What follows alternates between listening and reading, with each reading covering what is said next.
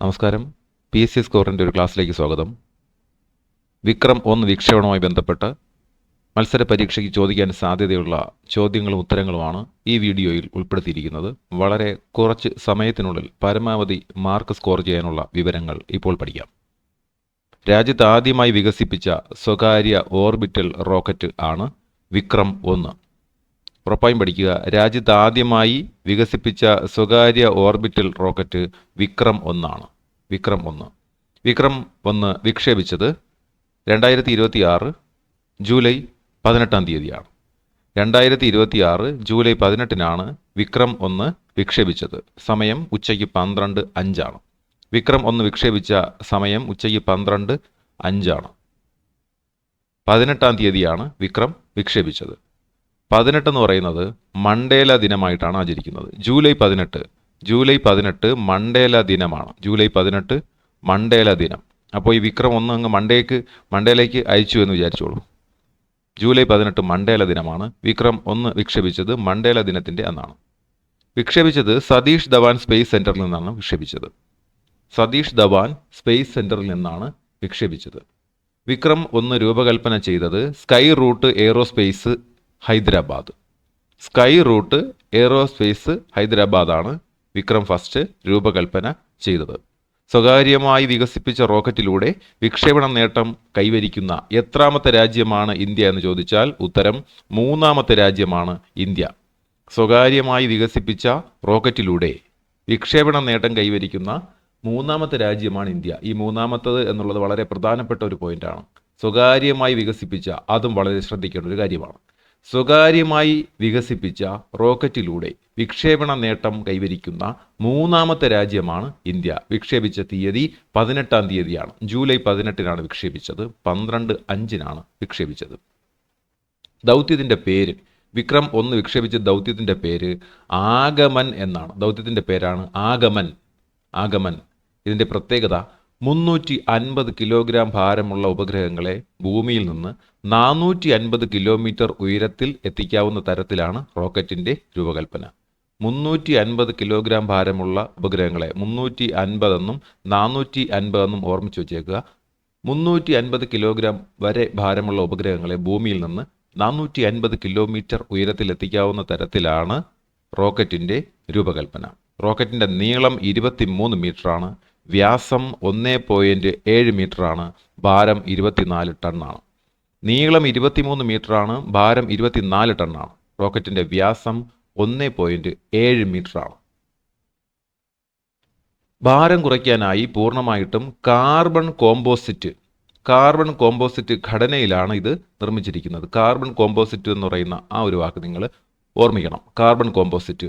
വിക്രം 1 രൂപകൽപ്പനയിൽ ഭാരം കുറയ്ക്കാനായിട്ട് ഏത് മാർഗമാണ് സ്വീകരിച്ചിരിക്കുന്നത്, ഏത് ഘടനയിലാണ് നിർമ്മിച്ചിരിക്കുന്നതെന്ന് ചോദിച്ചു കഴിഞ്ഞാൽ ഭാരം കുറയ്ക്കാനായിട്ട് പൂർണ്ണമായും കാർബൺ കോമ്പോസിറ്റ് ഘടനയിലാണ് നിർമ്മിച്ചിരിക്കുന്നത്.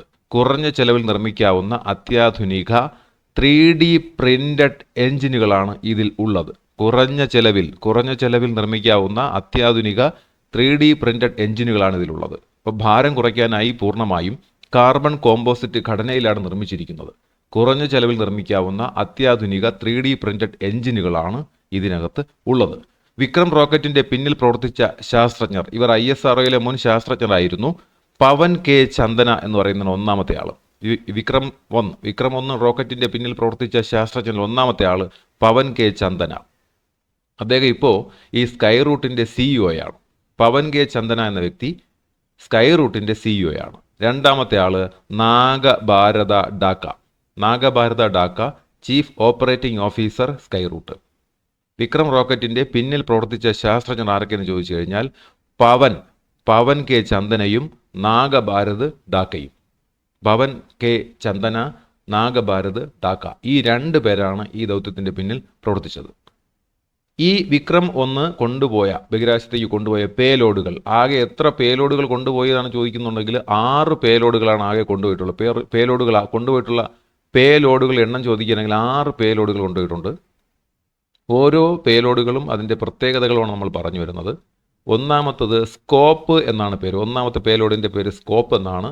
ആ സ്കോപ്പ് സ്കൈ റൂട്ടിൻ്റെ സ്വന്തം നാനോ ഉപഗ്രഹമാണ് സ്കോപ്പ്. ഈ റോക്കറ്റിൻ്റെ പ്രകടനം തിരിച്ചറിയുക എന്ന ഉദ്ദേശത്തോടു കൂടി ഉൾപ്പെടുത്തിയിരിക്കുന്നതാണ് സ്കോപ്പ്. അപ്പോൾ പേലോഡുകൾ, എത്ര പേലോഡുകൾ കൊണ്ടുപോയി എന്ന് ചോദിച്ചാൽ 6 പേലോഡുകളാണ് കൊണ്ടുപോയിട്ടുള്ളത്. ഒന്നാമത്തതിൻ്റെ പേര് സ്കോപ്പ് എന്നാണ്. സ്കൈ റൂട്ടിൻ്റെ സ്വന്തം നാനോ ഉപഗ്രഹമാണ് സ്കോപ്പ്. റോക്കറ്റിൻ്റെ പ്രകടനം തിരിച്ചറിയാൻ സ്കോപ്പ് കൊണ്ടുപോയതിൻ്റെ ഉദ്ദേശം റോക്കറ്റിൻ്റെ പ്രകടനം തിരിച്ചറിയാനായിട്ടാണ് സ്കോപ്പ് കൊണ്ടുപോയിരിക്കുന്നത്. രണ്ടാമത്തെ പേലോഡാണ് സൊളാരസ് S3. സ്കോപ്പ് അതിനുശേഷം വരുന്ന സൊളാരസ് S3 ഇന്ത്യൻ സ്റ്റാർട്ടപ്പ് ഗ്രഹയുടെ ഭൗമ നിരീക്ഷണത്തിന് വഴികാട്ടുന്ന നാനോ ഉപഗ്രഹമാണ് സൊളാരസ്. ഭൗമ നിരീക്ഷണത്തിന് വഴികാട്ടുന്ന സൊളാരസ്, ഇന്ത്യൻ സ്റ്റാർട്ടപ്പ് ഗ്രഹയുടെ ഭൗമ നിരീക്ഷണത്തിന് വഴികാട്ടുന്ന നാനോ ഉപഗ്രഹമാണ് സൊളാരസ്. അപ്പോൾ സ്കോപ്പാണ് ചോദിക്കുന്നതെങ്കിൽ സ്കൈ റൂട്ടിൻ്റെ സ്വന്തം നാനോ ഉപഗ്രഹം, അതിൻ്റെ ഉദ്ദേശം റോക്കറ്റിൻ്റെ പ്രകടനം തിരിച്ചറിയുക എന്നുള്ളതാണ്. സൊളാരസ് S3 ആണെന്നുണ്ടെങ്കിൽ ഇന്ത്യൻ സ്റ്റാർട്ടപ്പ് ഗ്രഹയുടെ ഭൗമ നിരീക്ഷണത്തിന് വഴികാട്ടുന്ന ഒരു നാനോ ഉപഗ്രഹമാണ് സൊളാരസ് S3. അടുത്ത മൂന്നാമത്തത് എംബ്രേസ്. മൂന്നാമത്തെ പേലോഡിൻ്റെ പേര് എംബ്രേസ് എന്നാണ്. ബഹിരാകാശ മാലിന്യം പിടിച്ചെടുക്കാൻ വേണ്ടിയിട്ടുള്ളതാണ് എംബ്രേസ്. മൂന്നാമത്തെ പേലോഡിൻ്റെ പേര് എംബ്രേസ് എന്നാണ്. അത് ബഹിരാകാശ മാലിന്യം പിടിച്ചെടുക്കുക എന്ന ഉദ്ദേശത്തോടു കൂടി കൊണ്ടുപോയതാണ് എംബ്രേസ്.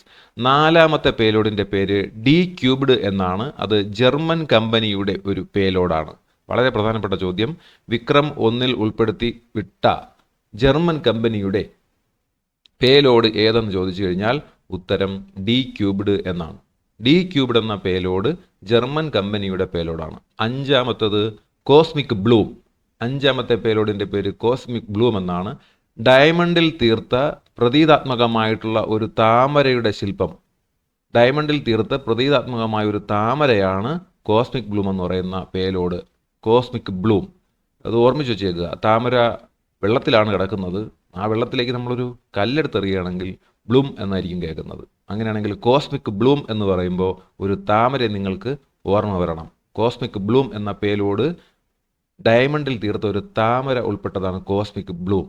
ആറാമത്തെ പേലോഡ് എന്ന് പറയുന്നത് ഇന്ത്യൻ ശാസ്ത്രജ്ഞരുടെ അരിമണിയോളം വലിപ്പമുള്ള പ്രതീകാത്മകമായിട്ടുള്ള ശില്പം. ഇന്ത്യയിലെ 3 സയൻറ്റിസ്റ്റുകളുടെ ശില്പമാണ് അതിനകത്ത് ഉൾപ്പെടുത്തിയിരിക്കുന്നത്. ആ 3 സയൻറ്റിസ്റ്റുകൾ APJ Abdul Kalam, CV Raman, APJ Abdul Kalam, CV Raman, Vikram Sarabhai. ഇന്ത്യയിലെ 3 ശാസ്ത്രജ്ഞന്മാരുടെ വളരെ വലിപ്പം കുറഞ്ഞ ശില്പങ്ങളാണ് ആറാമത്തെ പേലോഡിൽ ഉൾപ്പെടുത്തിയിരിക്കുന്നത്. APJ Abdul Kalam, CV Raman, Vikram Sarabhai. ഈ 3 ശാസ്ത്രജ്ഞരുടെയും പേര് ഓർമ്മിച്ച് വെച്ചേക്കുക. APJ Abdul Kalam, CV Raman, Vikram Sarabhai. ഇങ്ങനെ 6 പേലോഡുകളാണ് വിക്രം 1 ഉൾപ്പെടുത്തിയിട്ടുണ്ടായിരുന്നത്. ഇനി ഈ പ്രതിമകളുടെ പ്രത്യേകത ആണ് പറയുന്നതെങ്കിൽ 0.8 മില്ലിമീറ്റർ വലിപ്പത്തിലാണ് ഈ സയൻറ്റിസ്റ്റുകളുടെ പ്രതിമകൾ നിർമ്മിച്ചിരിക്കുന്നത്. അത്ര വലിപ്പം കുറഞ്ഞ പ്രതിമകളാണ്. 0.8 മില്ലിമീറ്റർ വലിപ്പത്തിലാണ് ഈ പ്രതിമകൾ നിർമ്മിച്ചിരിക്കുന്നത്. ഈ പ്രതിമയുടെ ശില്പി ആരെന്ന് ചോദിച്ചു കഴിഞ്ഞാൽ തെലങ്കാനയിലെ വാറങ്കൽ നിന്നുള്ള പ്രശസ്ത മൈക്രോ ആർട്ടിസ്റ്റായ അജയ് കുമാർ മറ്റേവാഡ എന്ന് പറയുന്ന ആളാണ് ഈ പ്രതിമകൾ നിർമ്മിച്ചത്. ശില്പി, ഈ പ്രതിമകളുടെ ശില്പി ആരെന്ന് ചോദിച്ചാൽ തെലങ്കാനയിലെ വാറങ്കൽ നിന്നുള്ള പ്രശസ്ത മൈക്രോ ആർട്ടിസ്റ്റ് അജയ് കുമാർ മറ്റേവാഡ എന്ന് പറയുന്ന ആളാണ് ഈ പ്രതിമകൾ നിർമ്മിച്ച ശില്പി. ബഹിരാകാശ യാത്രകളെ അതിജീവിക്കാൻ കഴിയുന്ന സ്റ്റെയിൻലെസ് സ്റ്റീൽ, 24 കാരറ്റ് സ്വർണം, വെള്ളി എന്നിവ ഉപയോഗിച്ചാണ് ഇവ രൂപകൽപ്പന ചെയ്തിരിക്കുന്നത്. ഈ പ്രതിമകൾ രൂപകൽപ്പന ചെയ്തിരിക്കുന്നത് ബഹിരാകാശ യാത്രകളെ അതിജീവിക്കാൻ കഴിയുന്ന സ്റ്റെയിൻലെസ് സ്റ്റീൽ, 24 കാരറ്റ് സ്വർണം, വെള്ളി എന്നിവ ഉപയോഗിച്ചാണ് ഈ 3 സയൻറ്റിസ്റ്റുകളുടെ പ്രതിമ രൂപകൽപ്പന ചെയ്തിരിക്കുന്നത്. സ്വകാര്യ കമ്പനികൾ വികസിപ്പിച്ച് മുന്നേറിയ റോക്കറ്റുകൾ ഏതൊക്കെയെന്ന് പറയാം. അതായത് ഇങ്ങനെ സ്വകാര്യ കമ്പനികൾ വികസിപ്പിച്ച് റോക്കറ്റ് അയക്കുന്നതിൽ 3-ാം സ്ഥാനത്തേക്ക് വന്ന രാജ്യമാണ് നമ്മുടെ ഇന്ത്യ. നമ്മൾ നേരത്തെ പഠിച്ചു, ഇന്ത്യക്ക് 3-ാം സ്ഥാനമാണുള്ളത്. 3-ാമത്തെ രാജ്യമാണ് ഇന്ത്യ. അപ്പോൾ 1-ാമത്തെ രാജ്യം ചോദിക്കണമെങ്കിൽ അമേരിക്കയാണ്, 2-ാമത്തെ രാജ്യമാണ് ചോദിക്കണമെങ്കിൽ ന്യൂസിലൻഡാണ്. അപ്പോൾ ഇന്ത്യയുടെ സ്ഥാനം 3-ാമതാണ്. ഇങ്ങനെ സ്വകാര്യ കമ്പനികൾ വികസിപ്പിച്ച് മുന്നേറിയ റോക്കറ്റുകൾ എന്ന് പറഞ്ഞാൽ ഇപ്പോൾ അമേരിക്കൻ കമ്പനിയായ സ്പേസ് എക്സിനെ പറ്റിയാണ് നമ്മൾ ആദ്യം പറയുന്നത്. സ്പേസ് എക്സ് എന്നുള്ളത് ഒരു അമേരിക്കൻ കമ്പനിയാണ്. ഈ സ്പേസ് എക്സ് അയച്ച റോക്കറ്റുകളാണ് ഫാൽക്കൺ 9, സ്റ്റാർഷിപ്പ്, ഫാൽക്കൺ ഹെവി. അമേരിക്കയിലെ സ്പേസ് എക്സ് എന്ന കമ്പനി വിക്ഷേപിച്ച റോക്കറ്റുകളാണ് ഫാൽക്കൺ 9 എന്ന rocket, falcon 9, Starship, Falcon heavy. അമേരിക്കയിലെ തന്നെ മറ്റൊരു സ്വകാര്യ കമ്പനിയാണ് ബ്ലൂ ഒറിജിൻ. അമേരിക്കയിലെ മറ്റൊരു സ്വകാര്യ കമ്പനിയാണ് ബ്ലൂ ഒറിജിൻ. ബ്ലൂ ഒറിജിൻ വിക്ഷേപിച്ച റോക്കറ്റുകളാണ് ന്യൂ ഗ്ലെൻ എന്ന് പറയുന്നതും ന്യൂ ഷെപ്പേർഡ് എന്ന് പറയുന്നതും.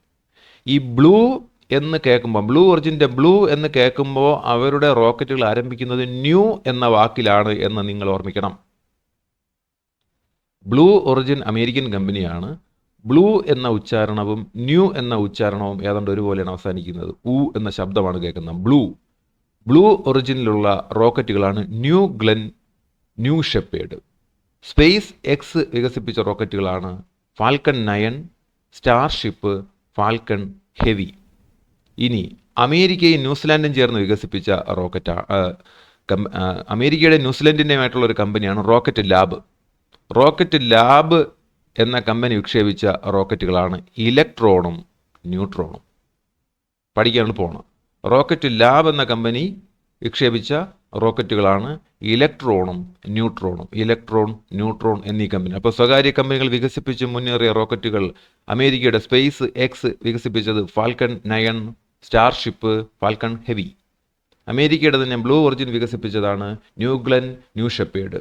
അമേരിക്കയും ന്യൂസിലാൻഡുമായിട്ടുള്ള റോക്കറ്റ് ലാബ് വികസിപ്പിച്ചതാണ് ഇലക്ട്രോൺ, ന്യൂട്രോൺ എന്നിവ.